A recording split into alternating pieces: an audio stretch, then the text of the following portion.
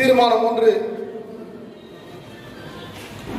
மாண்புமிகு சென்னை உயர்நீதிமன்றத்தில் திருவேற்காட்டில் வழக்கறிஞர் ஒருவர் தாக்கல் செய்த பொதுநல வழக்கின் வாதத்தின் போது மாண்புமிகு நீதியரசர் அவர்கள் சாலையில் மாடுகள் சுற்றித் திரிவதை தடுக்க வேண்டும் என்று அரசாங்கத்திற்கு 4 வார காலங்கள் கொடுத்து பதிலளிக்க உத்தரவிட்டிருக்கிறார். அப்போது அவர் குறிப்பிடும் போது சாலையில் மாடுகள் சுற்றித் திரிவதனால் பொதுமக்களுக்கும் மாடுகளுக்கும் இடர்பாடு ஏற்படுகிறது என்று குறிப்பிட்டார். அதை நாங்களும் வரவேற்கிறோம். சாலைகளில் மாடு சுற்றித் திரிவதை எங்களுக்கு உடன்பாடு இல்லை.